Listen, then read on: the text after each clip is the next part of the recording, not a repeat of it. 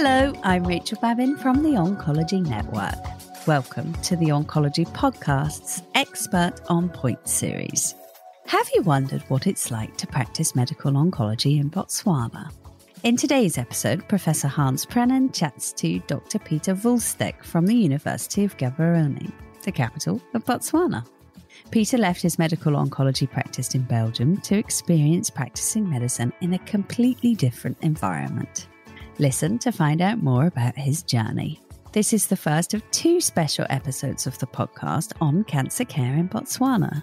In the next episode, I chat to Serbi Grover and Givi Dhaliwal about the smart app they created to improve the care of gynae patients in Gaborone. And just a reminder that to access all our free podcasts, including our brand new series on diagnostics called Beyond the Slide, registered healthcare professionals are invited to join the Oncology Network. Head over to oncologynetwork.com.au to find out more. It's free and only takes a moment. I hope you enjoy listening. This is Rachel Babin, and this is the Oncology Podcast. So now I would like to introduce my guest for today. His name is Dr. Peter Woolstek. He's a Belgian medical oncologist, and he's a former president of the Belgian Group of Medical Oncology. He's also head of the oncology department in Namur in Belgium. And he recently decided to go for 3 years, I think, to Botswana in Africa.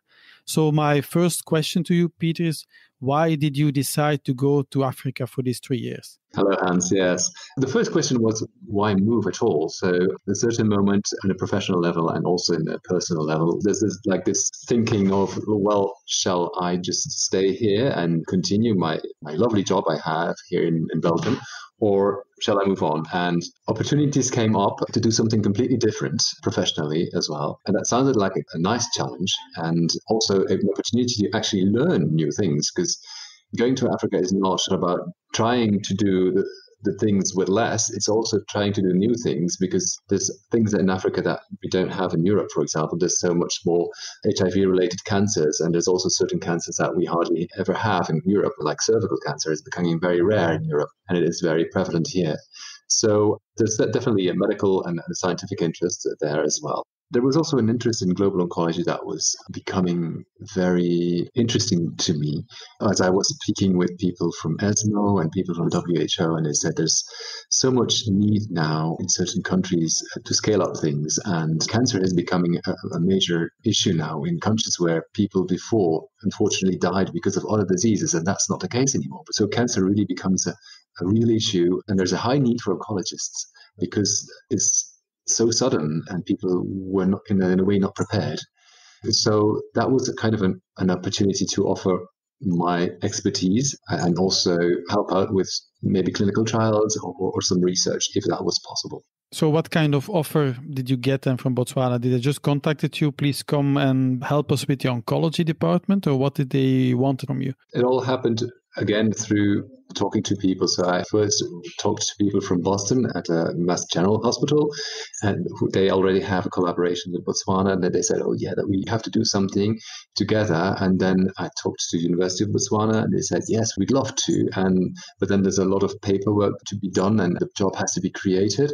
So that took a long time. But then eventually they created the job offer, and then I'm a local here, so I'm an employee of the University of Botswana, and that's how it ended up. In the beginning, it was stressful because it took so much time, and we had to decide at a certain moment because we had to sell our house, sell our cars, get the schools for the kids, and quit the job. I mean, you don't quit a job like that in Belgium. It has to be prepared, and people have to be confident with me leaving as well. And actually, I have no clue how it's, let's say, organized in Africa. Is it the same? Let's say tomorrow you have a colon cancer. I assume you can get surgery, but can you get all kind of classical chemos, or is it also possible to get targeted agents, or how does it work in Africa? Right. So there's a public sector and the private sector. Okay. So I'm in the public sector. Obviously, in the private sector, if you pay for it, you can get it. And then some private insurances would give you the targeted treatments within certain limits. It depends on the insurance. In the public sector, everyone gets the same. So at a certain moment, there was a decision, for example, to reimburse bevacizumab in colon cancer, and then they retracted that decision. So it's not there anymore. because they wanted to give preference to other targeted treatments. So it's not just because they didn't have the money anymore, they just wanted to allocate the money to other targeted treatments. Who decides then? Is it the government, or who decides which drugs are reimbursed? It's not that clear to me who decides, but it is, at a certain moment, it is the government who decides. But the government does it with the input of the people in the field. So yes, that's how it happened for bevacizumab, and that's how I understood it. So in general, you can do pretty normal oncology like you did in Belgium, or do you say, okay, I don't have access to many drugs which I have access to in European countries, for example? Yeah, well, there's much less access. It's not just about the access that, for example, for breast cancer, trastuzumab is there. It's also about it being ordered in time. So there's a lot of problems with stockouts. So for example, we can have FOLFOX for colon cancer, but then suddenly oxaliplatin is out, and then they have to reorder it. And then before it gets there, you lose 3 to 4 months sometimes. And then you can't give any FOLFOX or Xelox to the patients for that period of time. It's very unpredictable as well when oxaliplatin, for example, is in stockout. So, and then the good part of it is that that's something that we can work on. I mean, I'm actually working with there's a national pharmacy that buys everything, and trying to know 6 months beforehand when you will have to order and when you will be out of stock, so that we don't have stockouts. So it's not as much about having things available, it's having them all the time. It's really that. And then once we will have the basics all the time, then I can come and advocate for more targeted treatments. Yeah, I think that's kind of the priority for the moment. And if you want to go more to, let's say, advanced technology, I'm speaking about genetic analysis. We speak a lot about NGS now. Is it something you have access to, or is it something which is almost impossible?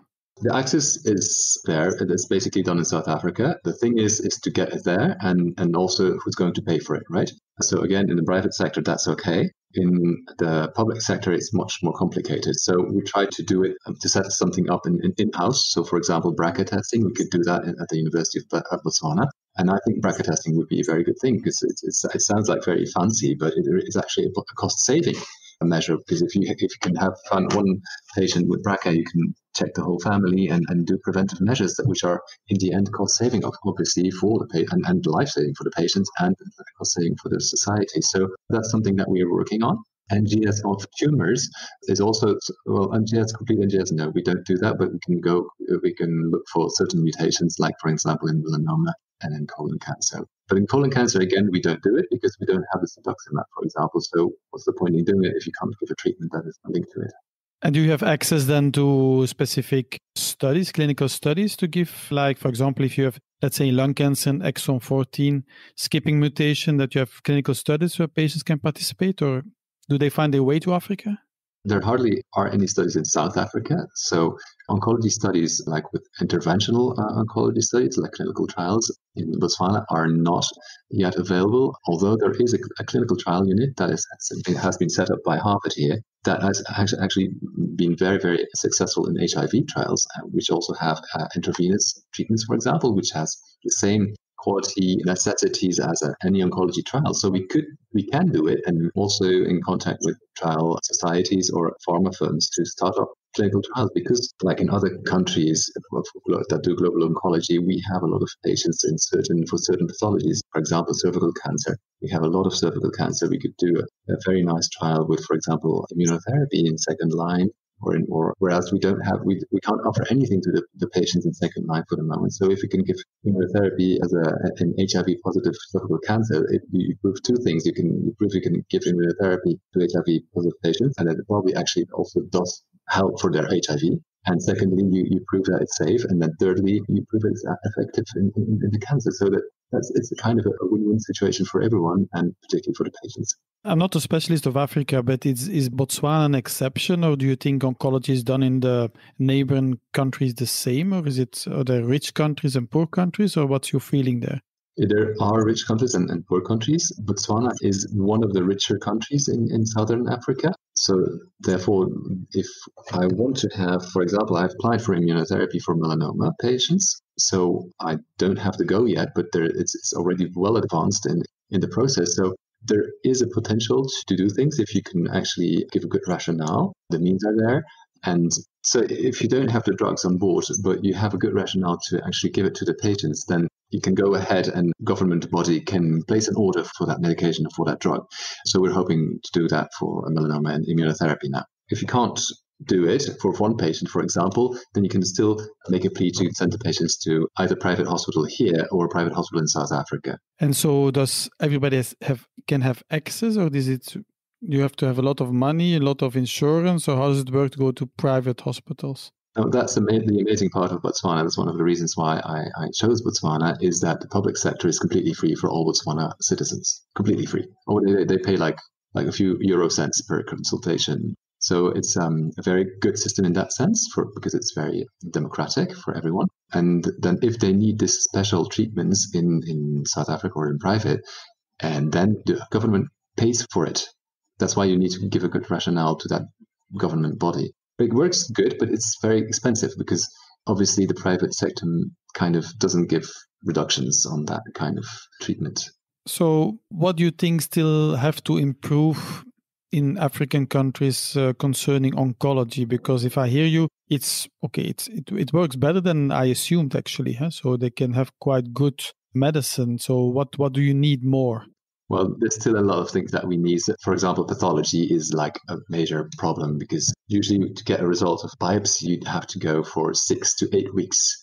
Sometimes it takes even longer. And because sometimes, again, there was a stock out of the immunohistochemistry reagents. And then, for example, for breast cancer, you don't even know if it's hormone sensitive or if it is HER2 positive. So these things are giving a huge delay and then influence our treatment, obviously. So we can't give the optimal treatment.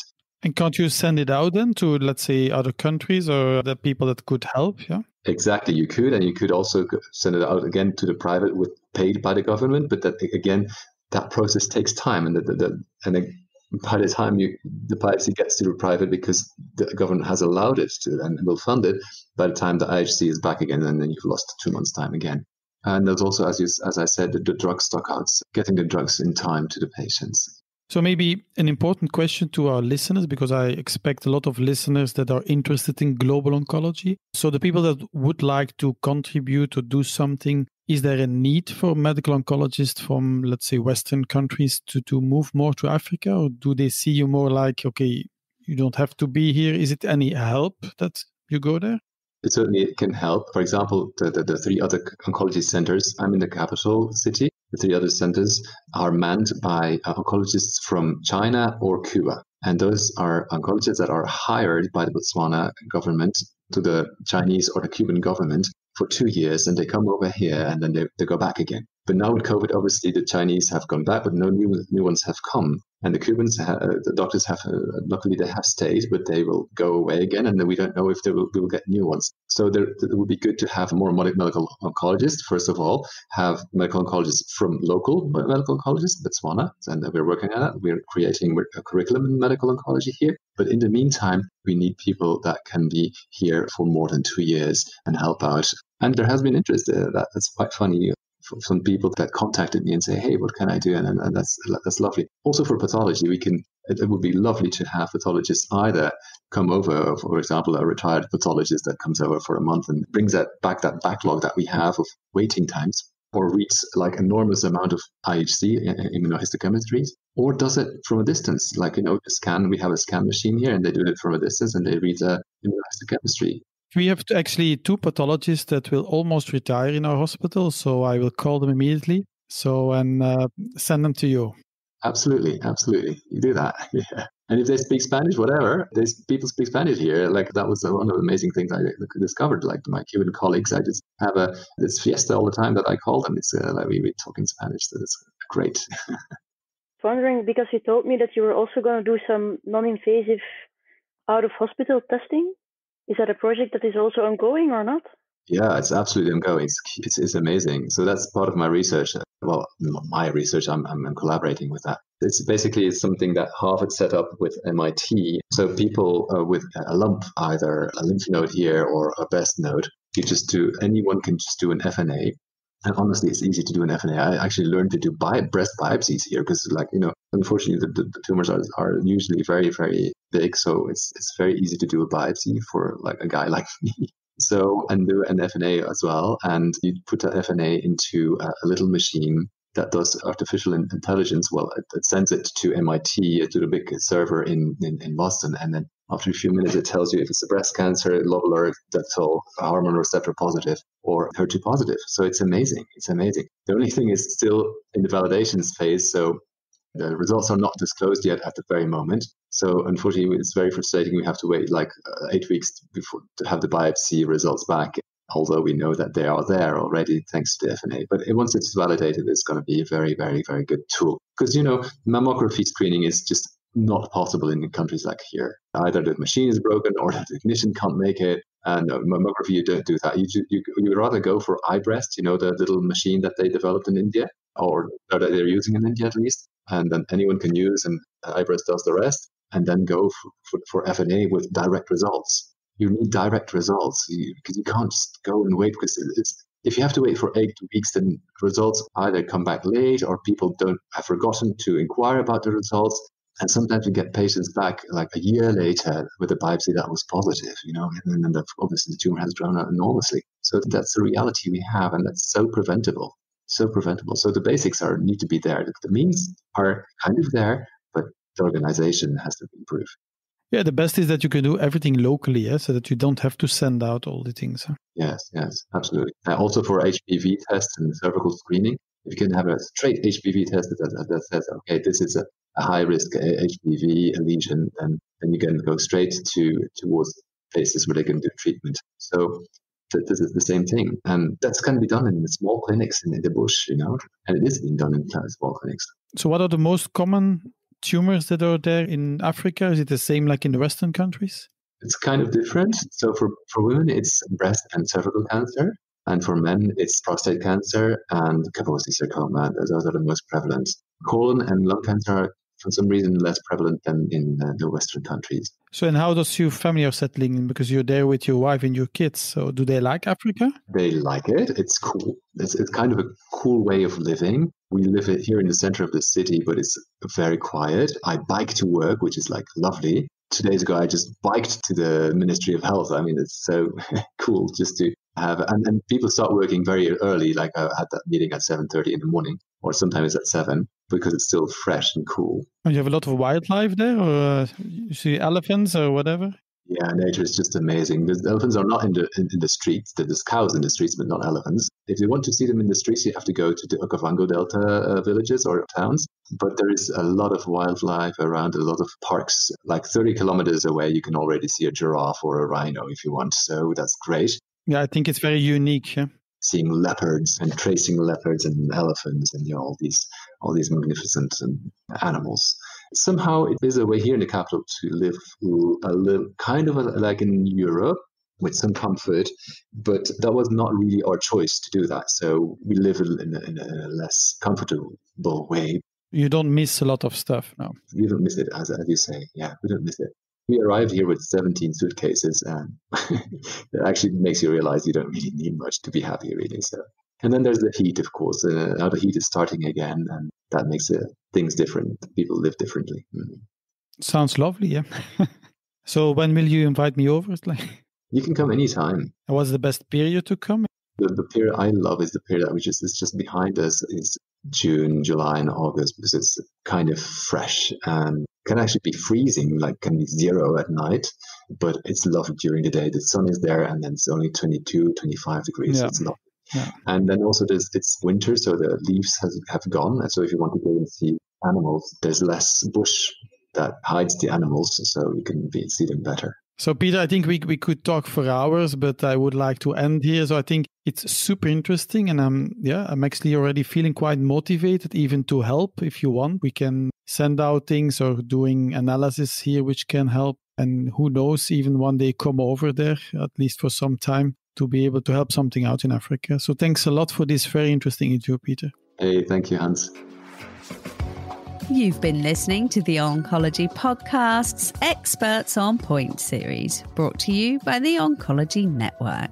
To hear more podcast episodes, head over to our oncology portal at www.oncologynetwork.com.au. Registration is free for healthcare professionals and will give you access to exclusive content, such as our fantastic diagnostic series, Beyond the Slide. If you've enjoyed today's episode, please share with your colleagues. This is Rachel Babin, and this is the Oncology Podcast.